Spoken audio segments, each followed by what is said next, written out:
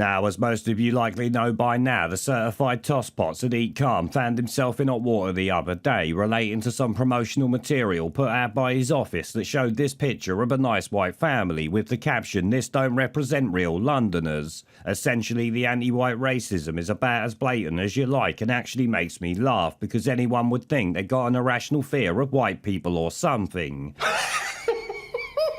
Yeah, it is truly clown world when the so-called anti-racists make the National Front look modest, but this is where we're at now. Naturally, Sadiq Khan's been trashed for this by almost everyone, including papers, online and GB News, who got Dr. David Starkey on to give his thoughts on it and in the process ruined some absolute wet wipe who was on there to talk a bag of shit.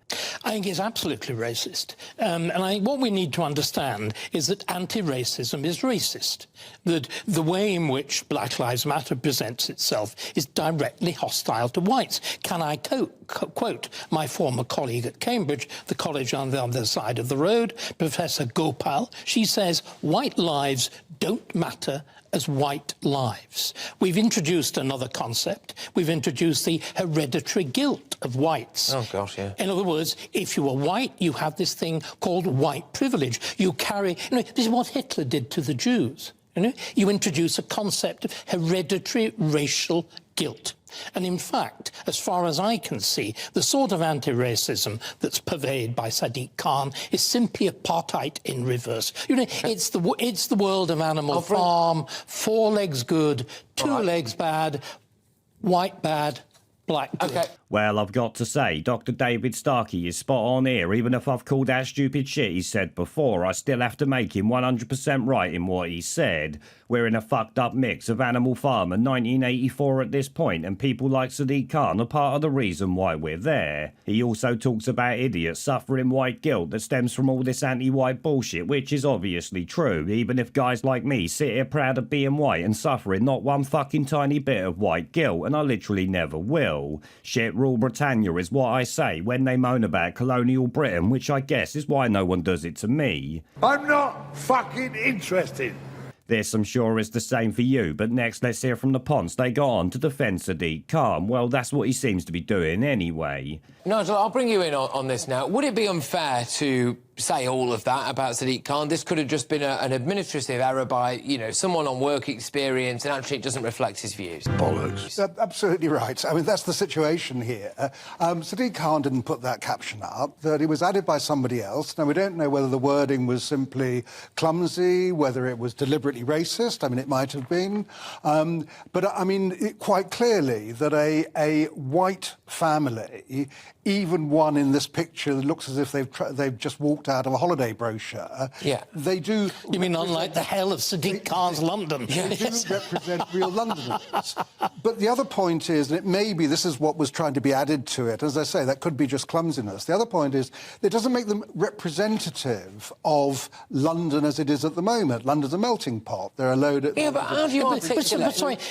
Sorry, Nigel, you clearly haven't looked at the whole pamphlet. It's such a good idea to look at the whole of a document before you comment on part of it.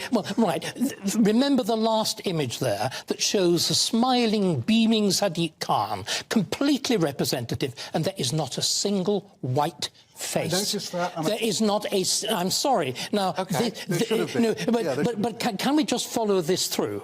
You can't make the excuse that Khan didn't know what was going on. He was there. He assembles that group round him, and it actually reflects the basic tenor of his campaign. No, you're absolutely right. There should have been a white face.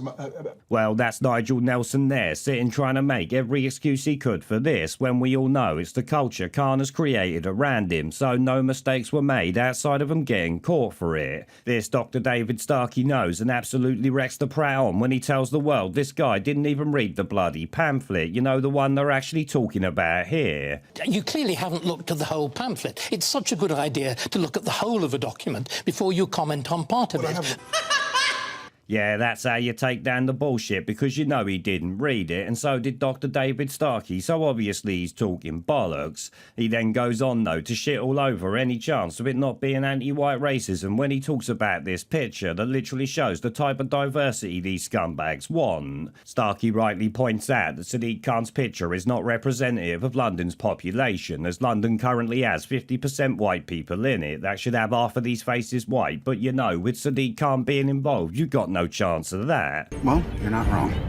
But David Starkey ain't even finished there, because next he wrecks this tip once more after Nigel said there should be one white face in that picture. White face. A white face. 50% of the population of London is white. Well, I don't think you have to do that. I think that the idea but of why, actually... Nigel, why not? We normally, if you actually look... Well, if we're being representative here, we should have a black face. No, we here. shouldn't, because there are 5% of the population is black. So we would actually have to have an awful lot of white people before we needed a black one, if you're going to do it arithmetically. Well, Dr. David Starkey absolutely tore him a new one there, and is right when he points out the fact that there shouldn't be one face, there should be many, and that's even based on London, which has 50% white people, like I said. Not only that, but he also shout on the idea that they should have a black person on the show with them to be representative, because as I said in my video yesterday, the black population of Britain is like 6%. That means if 100 people stand on the stage, at most 6 of them should be black, and 82 of them white to represent the demographic makeup, so really seeing a black person should actually be rare on TV, but obviously it ain't.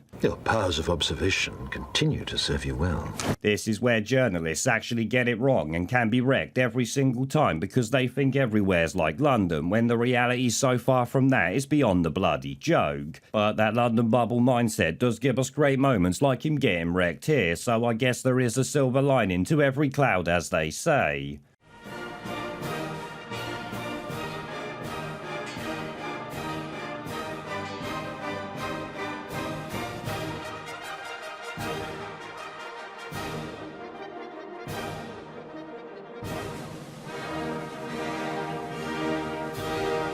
Pandemic. We're off!